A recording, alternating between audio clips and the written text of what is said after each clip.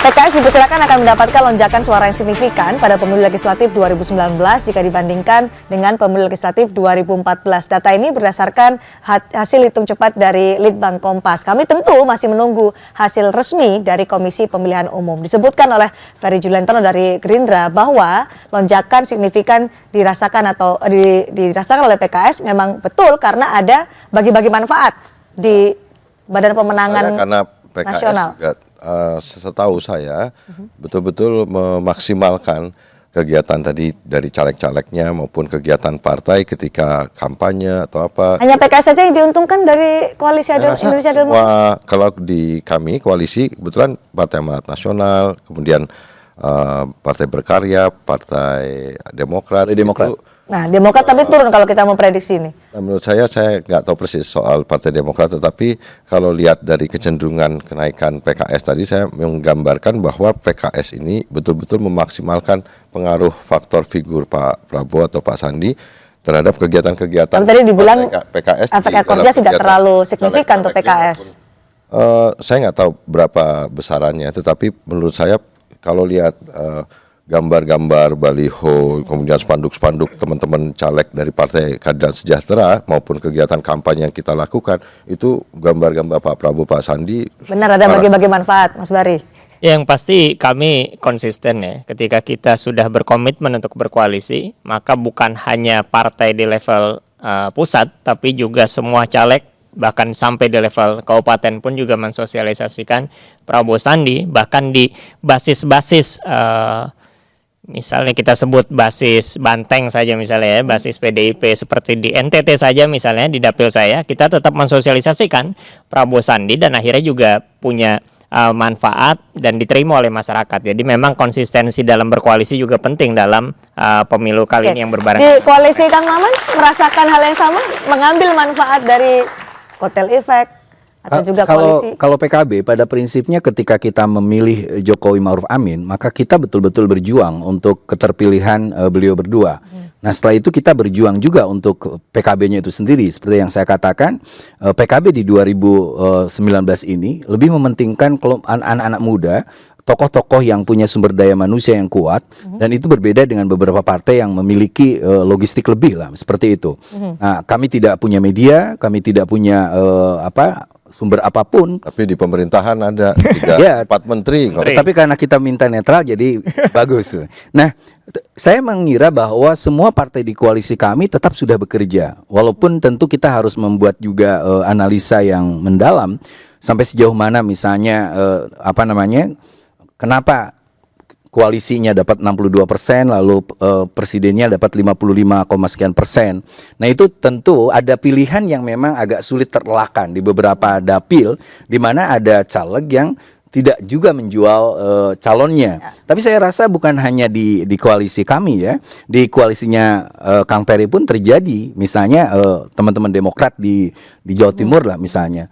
Nah ini menjadi pilihan yang intinya ketika kita berbarengan antara Pilpres dan Pileg, pilihan-pilihan yang bersikap pragmatis harus diambil oleh seorang Pileg karena dia berpikir bagaimana caranya dia menang di parlemen. Tapi Nasdem bisa untuk sampai mendapatkan lonjakan suara yang signifikan kalau kita bandingkan dari hasil hitung cepat. Ya, itu bisa dilihat. Nasdem punya media, Nasdem punya logistik lebih, seperti itu. Dan saya rasa wajar aja Nasdem memiliki kenaikan yang agak signifikan, seperti itu. Seperti juga kita harus mengakui PKS yang punya militansi, kaderisasi dan lain sebagainya.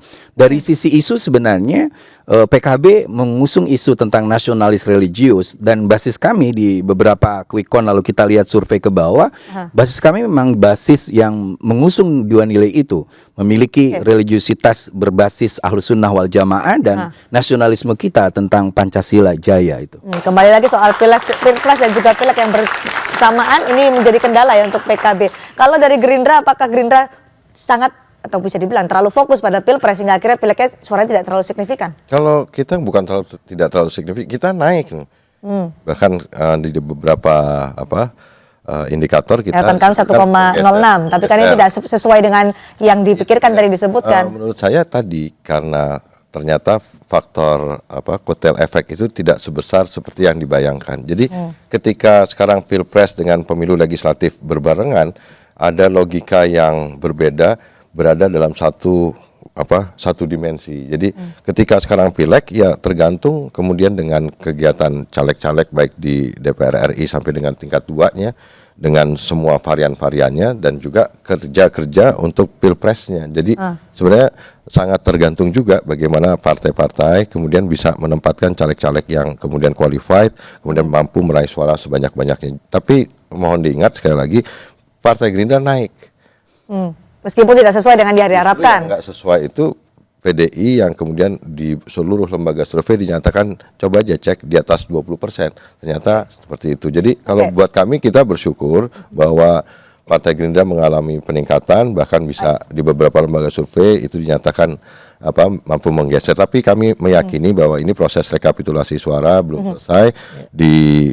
Ini terjadi pergeseran, terjadi dinamika yang luar biasa yang kemudian nanti juga setelah suara kita juga akan kemudian menghitung kursinya, jumlah kursinya, karena itu penting. Ini masih ada tahapan-tahapan ya. Tapi partai politik pasti punya narasi ketika berkampanye hingga berakhirnya pemilu legislatif 2019 pada 17 April kemarin. Narasi apa yang menurut PKS ini menjadi pendongkrak untuk PKS? Yang pasti tadi ya, salah satu kunci pemenangan juga ada dua hal yang mungkin kita menarik untuk lihat ya. Pertama dari sisi strategi diferensiasi, makanya kita juga mengeluarkan beberapa program kampanye yang bahkan mungkin iklannya tersebar di berbagai media terkait dengan SIM seumur hidup misalnya. Lalu narasi ini yang mendongkrak suara menurut PKS saya menurut Mas Bari. Itu bisa kita lihat sebagai salah satu faktor ya yang bisa mengerek suara PKS juga mudah-mudahan gitu nanti di hasil real count-nya gitu. Selain juga isu-isu yang lain. Tentu dari sisi sistem keorganisasian partai juga kita mencoba mengarahkan semua kalangan untuk kita rekrut, terutama anak muda yang memang salah satu kunci juga milenial, dan itu pun juga kita lakukan dengan sangat masif di anak muda. Kita membuat berbagai sayap muda dengan berbagai kegiatan yang langsung Mas Bari pendekatan unggul anak muda dibandingkan partai nasionalis religius lain. Ya menurut saya itu salah satu faktor ya. Jadi kita berpartai walaupun asas kami Islam, tapi memang pendekatan dalam program kampanye dan sebagainya itu lebih meluas, bukan hanya kepada satu kalangan saja gitu. Narasi menjadi saya rasa waktu pas iklan di media massa mulai keluar, lalu ketua umum kami Pak Muhaimin Iskandar membuat narasi tentang desa, itu seharusnya dari awal dilakukan kami gitu. Narasi tentang desa itu menjadi sangat penting. Bila PKB menang, satu desa dapat 4 miliar. Tidak berjalan itu? Nah itu sebenarnya di breakdown ke bawah dengan pengetahuan para caleg itu akan naik seperti itu. Tapi saya rasa itu tidak terlalu masif dan sistematis dilakukan oleh beberapa caleg. Caleg-caleg kita satu lagi itu adalah anak-anak muda, yang kedua berbasis pesantren, sehingga isu yang diambil terus berkaitan dengan bagaimana soal pesantren, lalu itu penting. Perjuangan tentang undang-undang pesantren, tentang pembangunan ekonomi syariah dan lain sebagainya itu sangat penting.